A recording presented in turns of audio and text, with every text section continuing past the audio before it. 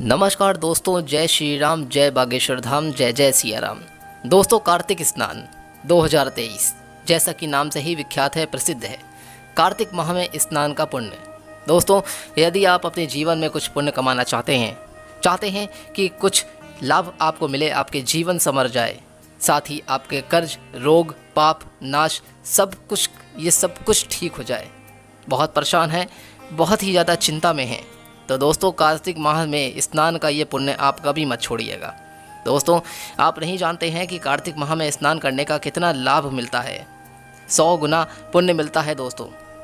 इसलिए कार्तिक माह में स्नान का ये पुण्य आप बिल्कुल मत खोइएगा।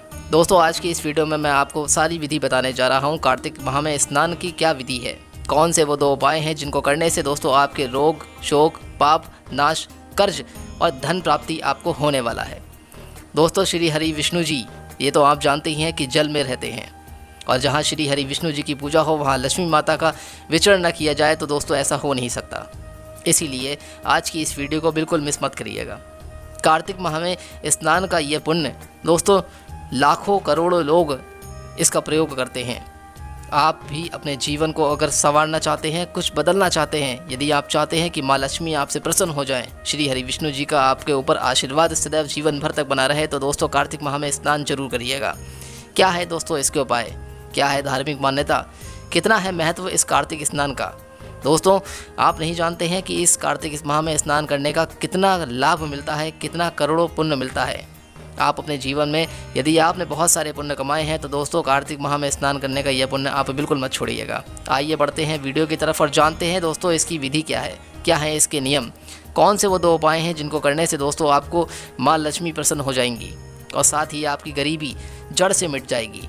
अभी तक आप पैसे के लिए मोहताज हैं, दाने के लिए मोहताज हैं, तो अब आपको चिंता करने की कोई ज़रूरत नहीं है।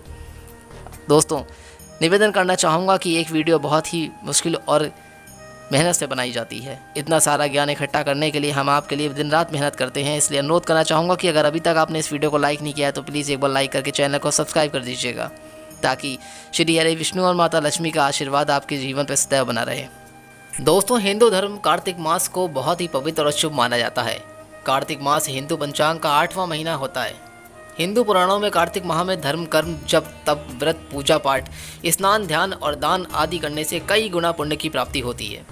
दोस्तों, कार्तिक माह में पूरे माह प्रतिदिन प्रातःकाल स्नान करने को कार्तिक स्नान कहा जाता है और इसका हिंदू धर्म में बहुत ही विशेष महत्व माना जाता है। कार्तिक स्नान के अलावा पूरे कार्तिक माह में व्रत, दान, तुलसी विवाह, दीपदान, गंगा स्नान आदि करने से कई गुना पुण्य प्राप्त हो जाता है। पुरुषोत्तम माह की ही भांति कार्तिक माह भी भगवान विष्णु की आराधना को समर्पित है। पौराणिक मान्यता के अनुसार कार्तिक स्नान, कार्तिक माह, व्रत, तप, दान करने से मनुष्य के सभी पापों का नाश हो जाता है और दोस्तों साथ ही मिलती है मोक्ष की प्राप्ति। यदि आप अपने जीवन में मोक्ष की प्राप्ति करना चाहते हैं तो दोस्तों कार्तिक स्नान का ये महत्व आप बिल्कुल जान लीजिए। दोस्तों, बता दें कि इस वर्ष कार्तिक स्नान 28 अक्टूबर 2023 यानी कि शनिवार से आरंभ होकर 27 नवंबर 2023 सोमवार को पूरा होगा। दोस्तों, कार्तिक माह में कार्तिक स्नान का महत्व कितना है। हिंदू पुराणों में कार्तिक माह को बहुत ही शुभ और पवित्र पुण्यदायी माना गया है। पौराणिक मान्यता के अनुसार कार्तिक माह में किए गए स्नान, दान, जप, तप, व्रत आदि शुभ कर्मों का कई गुना लाभ प्राप्त होता है और पुण्य मिलता है। दोस्तों, इन शुभ कर्मों के पालन से साधक को सभी तीर्थ स्थानों की यात्रा के समान पुण्य प्राप्त हो जाता है। दोस्तों, हम बता देना चाहते हैं आपको कि कार्तिक स्नान का पुण्य सहस्त्र गंगा स्नान, 100 माघ स्नान के समान है। यदि कार्तिक स्नान किसी पवित्र नदी या सरोवर में किया जाए तो इसका पुण्य कुंभ में प्रयाग स्नान के बराबर प्राप्त हो जाता है। इस माह में व्रत और पूजन करने से जातक के सभी पापों का नाश हो जाता है। शिव मंदिर, चंडी मंदिर, तुलसी पर दीपदान करने और भगवान विष्णु को पुष्प अर्पित करने से अश्वमेघ यज्ञ के समान पुण्य मिल जाता है। कार्तिक मास में प्रतिदिन प्रातःकाल तुलसी को जल देने और संध्या के समय दीपक जलाने से घर परिवार में सुख शांति आ जाती है। यदि आपके घर में सुख शांति चली गई है, बहुत परेशान हो चुके हैं, तो दोस्तों ये समझ लीजिए कि कार्तिक स्नान को बिल्कुल आपको छोड़ना नहीं है। कार्तिक मास में पवित्र नदियों में प्रातःकाल स्नान करने से साधक को मोक्ष की प्राप्ति होती है। वहीं कार्तिक स्नान करने से जातक के सभी पाप नष्ट हो जाते हैं, चाहे वो जानबूझकर किए गए हों या फिर अनजाने में आपसे कभी जीवन में गलतियां हो गई हों। तो दोस्तों, ये माफ़ी मांगने का आपका समय आ गया है। कार्तिक माह में जप, तप करने का उसका पुण्य कई लाख गुना होकर मिलता है। दोस्तों कार्तिक माह में मंत्र जाप का प्रभाव कई गुना बढ़कर प्राप्त होता है, इसलिए मंत्र सिद्धि के लिए यह समय सबसे उपयुक्त और उत्तम माना जाता है। दोस्तों आप जीवन भर में आपने गायत्री मंत्र का जाप जरूर किया है, ये सभी जानते हैं। तो दोस्तों गायत्री मंत्र का जाप कार्तिक माह में करने से दोस्तों ये जान लीजिए कि सांसारिक सुखों की प्राप्ति हो जाती है, उसकी जन्म कुंडली के दोषों का समाधान हो जाता है। जिसके जन्म कुंडली में बहुत ज़्यादा संकट है, दोष घुसे हुए हैं, तो उसकी बुरी नज़र से रक्षा होती है। दोस्तों उसके साहस में वृद्धि हो जाती है। कार्तिक माह में भगवान विष्णु का पूजन करने से जातक को देवी लक्ष्मी की कृपा प्राप्त होती है, यानी कि जिनके जीवन में लक्ष्मी की बहुत ही कमी है, दाने दाने को मोहताज हैं, पैसे पैसे के लिए बहुत परेशान हो चुके हैं, तो प्रतिदिन विष्णु सहस्त्रनाम का पाठ करने से धन समृद्धि में वृद्धि हो जाती है और सभी भौतिक सुखों की प्राप्ति होती है। दोस्तों कार्तिक मास में प्रतिदिन श्री सूक्त का पाठ करने से साधक को माँ लक्ष्मी की प्रसन्नता प्राप्त हो जाती है। कार्तिक माह में भगवान शिव की आराधना करने और उनका जलाभिषेक करने से साधक दीर्घायु होता है, इसलिए उसे आरोग्य की प्राप्ति होती है। दोस्तों कार्तिक माह में आप शिव जी का जलाभिषेक करना बिल्कुल मत भूलिएगा। प्रातःकाल उठकर आपको सबसे पहले शिव जी का जलाभिषेक जरूर करें, इस चीज़ का बिल्कुल ध्यान रखें। लक्ष्मी जी की कृपा को पाने का ये दोस्तों सबसे उत्तम और शुभ फलदायक समय है, इसलिए बिल्कुल भी आपको ये समय गंवाना नहीं है। दोस्तों हमारे जीवन में लक्ष्मी माँ की बहुत ही गर्मी महसूस होती है। हम हर जगह, हर रास्ते, हर मोड़ पर दोस्तों लक्ष्मी प्राप्ति के लिए सोचते रहते हैं, धन कहाँ से आएगा, यही चिंतन और विचरण करते आ रहे हैं। तो दोस्तों कार्तिक माह में यह समय अचूक और उत्तम है। आप लक्ष्मी जी को प्रसन्न करना चाहते हैं तो श्री हरि विष्णु जी के साथ साथ आप माँ लक्ष्मी का ध्यान जरूर करें। दोस्तों बढ़ते हैं वीडियो की तरफ और जानते हैं कार्तिक माह में कौन कौन से नियम आपको रखने हैं, किस तरह से करने हैं। दोस्तों आपको कार्तिक माह में यह पूजा और स्नान विधि, दोस्तों ध्यान से सुनिएगा। कार्तिक स्नान की पूजा विधि क्या है। प्रातःकाल सूर्योदय से पहले आपको स्नान करें। हिंदू मान्यता के अनुसार कार्तिक स्नान के लिए वाराणसी, प्रयाग, अयोध्या, मथुरा, कुरुक्षेत्र, काशी, पुष्कर आदि पवित्र नदियों और तीर्थ स्थानों को शुभ माना जाता है, किंतु जो इन स्थानों पर नहीं जा सकते हैं वो रात भर मिट्टी या तांबे के बर्तन में रखे जल से स्नान करें और स्नान के समय 7 नदियों का स्मरण करते हुए इस श्लोक का जाप करें। दोस्तों इस श्लोक को ध्यान से सुने। गंगे च यमुने चैव गोदावरी सरस्वती नर्मदे सिंधु कावेरी जलेस्मिन सनिधि कुरु। दोस्तों आपको यही श्लोक को याद करना है स्नान करते हुए। इसलिए कई व्यक्ति ऐसे होते हैं जो यात्रा नहीं कर पाते हैं, बड़े बुजुर्ग हैं वो यात्रा नहीं कर पाते हैं, तो दोस्तों आप परेशान ना हो, चिंता ना करें। आपका कार्तिक स्नान आपके घर पे ही हो सकता है। बस आपको यह उपाय करना है कि आपको रात भर मिट्टी या तांबे के बर्तन में रखे हुए जल को स्नान करें। इसलिए आप किसी तांबे के बर्तन में जल को रख दें, वो तांबे का बर्तन बिल्कुल शुद्ध और साफ़ होना चाहिए। इसलिए ध्यान रखिए दोस्तों कि उस जल को गंदा ना करें। और यदि तांबे के बर्तन नहीं है तो आप मिट्टी के बर्तन में रात में जल भर के रख दें। उस जल से आप सुबह स्नान करें और स्नान करते हुए आपको 7 नदियों का स्मरण करना है। इस बात को भूले नहीं दोस्तों। स्नान करने के बाद दोस्तों आपको सूर्य देव को जल अर्पित करना है, उन्हें जल जरूर चढ़ाएं। ओम आदित्याय नमः, ओम घृणी सूर्याय नमः, इस मंत्र का जाप करते रहिए और सूर्य देव को जल दीजिए। उसके बाद दोस्तों आपको शिव जी का जलाभिषेक करना है। मंदिर में जाकर श्री राधा गोविंद जी के दर्शन की आप पूजा करें। तुलसी जी को जल चढ़ाएं, पीपल पर जल चढ़ाएं और उनकी परिक्रमा करना ना भूलें। कार्तिक माह के महामंत्र का पाठ करें। संध्या के समय दोस्तों, शाम के समय आपको भगवान विष्णु जी की पूजा करें, दीपक जलाएं तथा साथ में तुलसी जी पर दीपक जलाना ना भूलें और उनकी पूजा करें। क्योंकि दोस्तों मैं बता देना चाहता हूं कि भगवान श्री हरि विष्णु जी को तुलसी बहुत ही प्रिय है, इसलिए दोस्तों आपको तुलसी पर दीपक जरूर जलाना है। कार्तिक माह में व्रत करने वाले को पूरे दिन निराहार रहकर ही व्रत करना चाहिए और शाम के समय तारे निकलने के बाद उनको अर्घ्य देने के बाद ही भोजन करना चाहिए। ब्राह्मणों को भोजन कराएं, उन्हें दक्षिणा देकर संतुष्ट करें। यदि आपके द्वार पर कोई भीख मांगने आ जाता है, कोई भिक्षा मांगने आता है, तो दोस्तों उसे ठुकराएं नहीं। आप ये न भूलें दोस्तों, हो सकता है कि भगवान श्री हरि विष्णु आपकी परीक्षा लेने स्वयं आपके द्वार पे आए हैं और उसके साथ ही दोस्तों माँ लक्ष्मी भी स्वयं आपके दरवाजे पर खड़ी हैं। इसलिए किसी को भी दोस्तों बिना खाली हाथ ना जाने दें।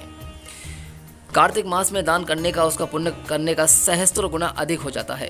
कार्तिक मास के अंतिम वाले दिन यानी कि व्रत का उद्यापन करें। दोस्तों यह उपाय अगर आप यह पूजा व्रत रखे के कर रहे हैं कार्तिक मास में, तो दोस्तों बहुत ही उत्तम और कई करोड़ों गुना आपको पुण्य मिलने वाला है। इसलिए दोस्तों ये ध्यान रखिएगा, जो बातें मैं आपको बता रहा हूँ आज की इस वीडियो के माध्यम से दोस्तों, आप उनको बिल्कुल भूलिएगा नहीं। एक एक वीडियो को, एक एक बात को आप बिल्कुल। दोस्तों कार्तिक मास के व्रत के उद्यापन की विधि क्या है। पूरे कार्तिक मास के व्रत करने के पश्चात व्रत के अंतिम दिन उद्यापन किए जाने का विधान है। उद्यापन में किसी योग्य ब्राह्मण को 5 सीधे 5 सुराही दान करें। दोस्तों ध्यान रखिएगा कि अपनी सासू माँ को साड़ी ब्लाउज पर दक्षिणा रख कर दें और उनके पैर छूकर उनका आशीर्वाद प्राप्त करें। इसलिए दोस्तों आप अपनी सास यानी कि जो आपकी माँ हैं आपके ससुराल में, उनको साड़ी और ब्लाउज पर दक्षिणा रख कर ही उनको दीजिएगा। खाली दक्षिणा बिल्कुल आप उनको उपहार ना दें और उनके पैर छूकर उनका आशीर्वाद प्राप्त करने से दोस्तों कार्तिक मास में बहुत ही पुण्य प्राप्त होने वाला है। बढ़ते हैं दोस्तों इस वीडियो में कार्तिक मास के व्रत के नियम के बारे में। दोस्तों पूरे कार्तिक माह का व्रत करने के जातक को किसी भी दूसरे के घर का किसी दूसरे के दिया हुआ भोजन को नहीं करना चाहिए।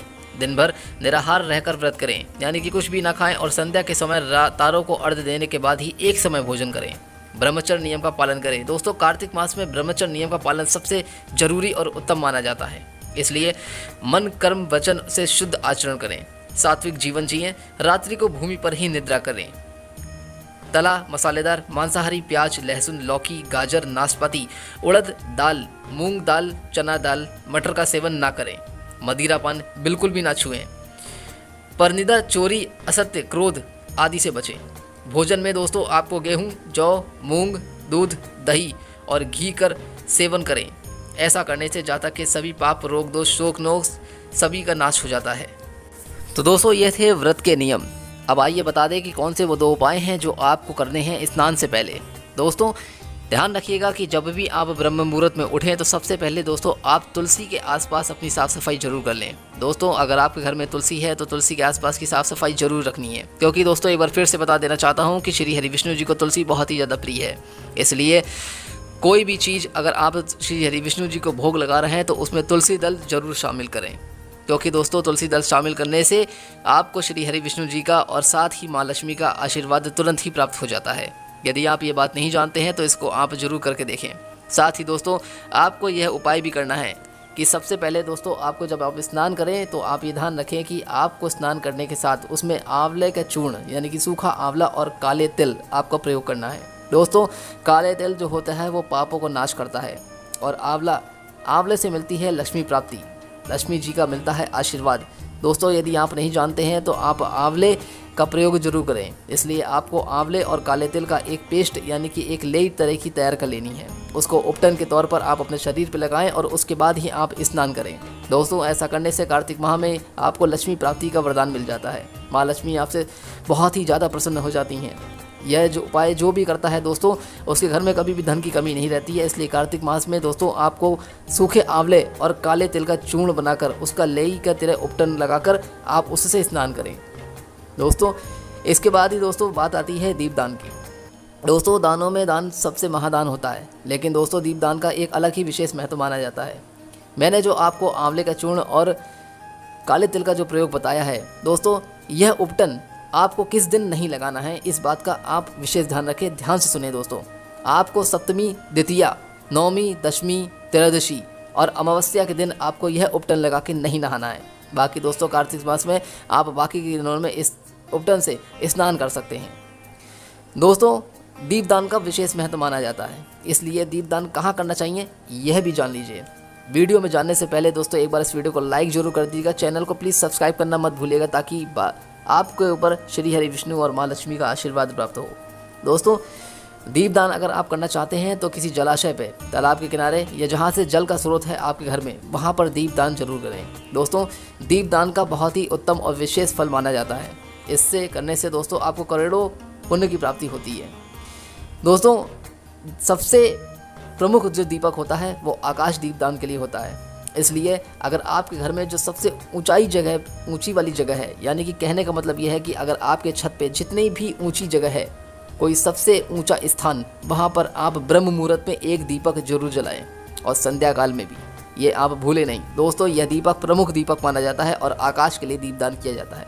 साथ ही दोस्तों मैं बता दूं कि जहाँ आपके घर में जल का स्रोत है वहाँ दीपदान जरूर करें। देखिए हर कोई स्त्री हो या पुरुष हो वो बार बार किसी नदी जलाशय के पास नहीं जा पाता है या गंगा किनारे नहीं जा पाता है, नदियों के पास नहीं जा पाता है। तो इसलिए दोस्तों अगर ऐसी समस्या है तो आप अपने घर में ही जल के स्रोत पे आप दीपदान जरूर करें। यदि आपके घर में हैंडपम्प लगा हुआ है जहाँ से आपका जल आता है वहाँ पर एक दीपदान जरूर करें। संध्या काल में और ब्रह्म मुहूर्त में मंदिर में जरूर आप दीपदान करें। दोस्तों दीपदान करने से दोस्तों माँ लक्ष्मी की प्राप्ति होती है। तो दोस्तों आशा करता हूँ कि ये जानकारी आज आपको इस वीडियो के माध्यम से ज़रूर पसंद आई होगी। दोस्तों अगर कोई सवाल पूछना चाहते हैं तो कमेंट बॉक्स में आप हमसे कमेंट करके पूछ भी सकते हैं। दोस्तों माँ लक्ष्मी और श्री हरि विष्णु जी का आशीर्वाद आपके जीवन में सदैव बना रहे। किस तरीके से करनी है दोस्तों आपको तुलसी की पूजा, आने वाली अगली वीडियो में मैं आपको ज़रूर बताऊँगा। तब तक के लिए खुश रहें और स्वस्थ रहें। फिर मिलता हूँ दोस्तों कोई और अच्छी वीडियो के साथ। तब तक के लिए जय श्री राम, जय बागेश्वर धाम।